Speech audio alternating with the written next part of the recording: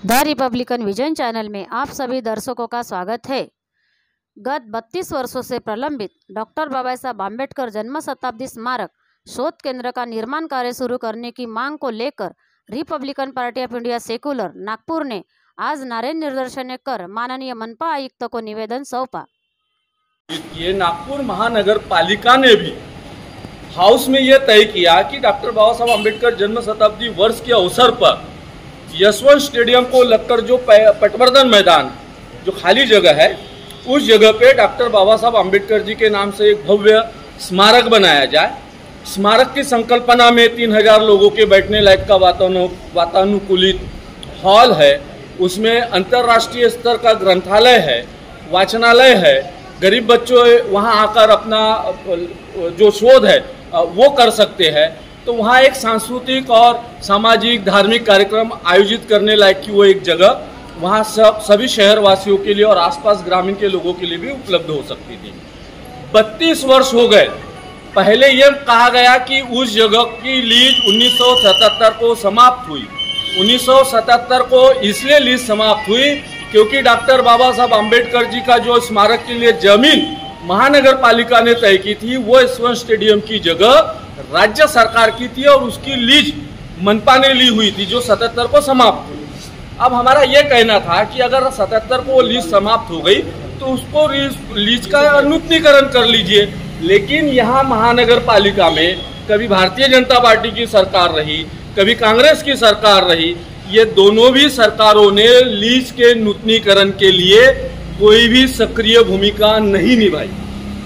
हम लोगों ने रिपब्लिकन जनता ने आंदोलन किया, महापौर को घेरा, मुख्यमंत्री 4-4, 5-5 मुख्यमंत्रियों को घेरा, महापौर की गाड़ियां फोड़ दी गई, धरना आंदोलन हुआ, उपोषण किया, मोर्चा निकाले, बहुत सारे केसेस लगे इस आंदोलन को लेकर। अम्बेडकरी जनता में एक रोष है कि आप जिन्होंने इस देश का संविधान लिखा उस डॉक्टर बाबा साहब आम्बेडकर जी के नाम से आपके मन में इतना द्वेष क्यों है कि जमीन मंजूर है, पैसा मंजूर है और वो जमीन और पैसा मंजूर होने के बावजूद भी तुम्हारे मन के अंदर जो द्वेष है डॉक्टर बाबा साहब आम्बेडकर जी को लेकर वो द्वेष दिखाई देता है कि 32 वर्षों से आपने उसका निर्माण कार्य शुरू नहीं किया। यशवंत स्टेडियम में जो जगह है ये स्मारक की ये थोड़ी है, कितनी एकड़ जगह होगी? वो आधे एकड़, पौन एकड़ जगह है।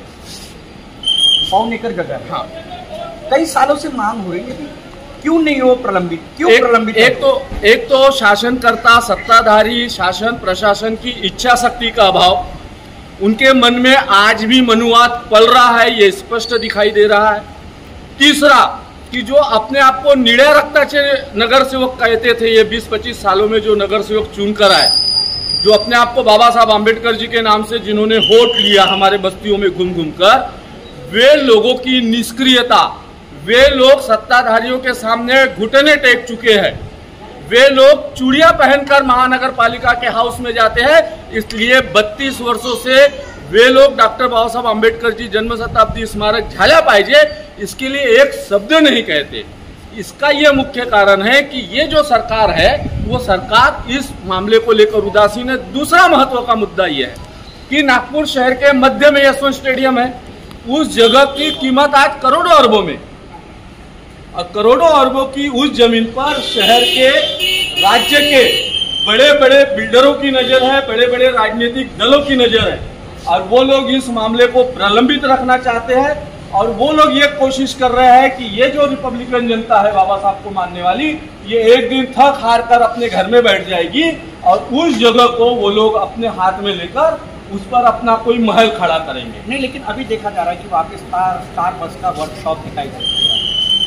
स्टार बस का जो वर्कशॉप है वो अवैध है। मैं स्पष्ट रूप से आरोप लगाता हूं नागपुर महानगर पालिका के ऊपर, क्योंकि जब वो जमीन डॉक्टर बाबा साहब आम्बेडकर जन्म शताब्दी स्मारक शोध केंद्र के लिए राज्य सरकार द्वारा मंजूर कर दी गई है तो उस जगह पे महानगर पालिका ने वंश कंपनी नाम के एक राजनेता के इशारों पे चलने वाली कंपनी को किराए पे कैसा दिया और उनसे वो किराया कैसा वसूल कर रहे हैं, ये अवैध वसूली है महानगर पालिका के द्वारा।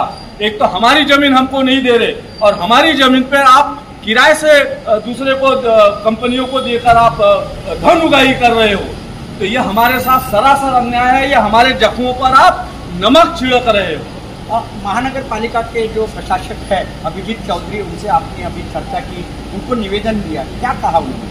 उनका कहना था कि एक तो पहली बात उनको ये विषय नहीं मालूम। जब मैंने उनको पूरी विषय समझाने की बात की, मेरे पास डॉक्टर बाबा साहब अम्बेडकर जी के स्मारक के संदर्भ में ये 2-3 फाइलें हैं जो 32 साल से मैं अकेला लड़ रहा हूँ इस मामले पे। बाद में हम लोग हमारे पार्टी के नाम से लड़ना शुरू किए, तो उनको कहा है कि इसमें हमारे पास पूरा डिटेल है, जो नागपुर महानगर पालिका के पास जितने कागजात नहीं उतने Republican party of India secular के पास उतने कागजात है। हम आपको अभी कागजात दिखाते हैं, आप इस पर चर्चा कीजिए। उनका कहना है कि मैं 15-20 दिन में अधिकारियों से बात करता हूं, अपनी फाइलें मंगाता हूं और उस पर अध्ययन करने के बाद फिर आप लोगों को बुलाकर हम कोई अंतिम निर्णय तक जाएंगे। ऐसा आश्वासन 32 वर्षों की तरह उन्होंने भी दे दिया। आपका अगला कदम क्या रहेगा? हम लोग डॉक्टर बाबा साहब अम्बेडकर जी को मानने वाली जो जनता है वो शायद राजनीतिक दलों में बिखरी है, लेकिन समाज के रूप में वे आज भी एकजुट है, मजबूत है।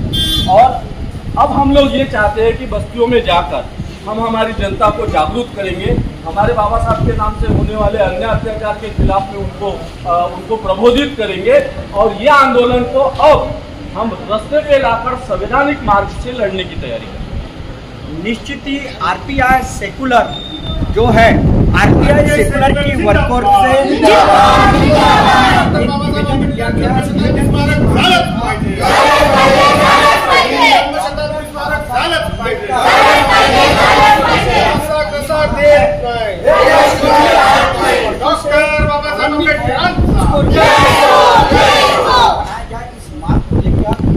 ये जो है आरपीआई सेकुलर की ओर से दिनेश अंडर सारे के नेतृत्व में ये निवेदन किया गया है और अभिजीत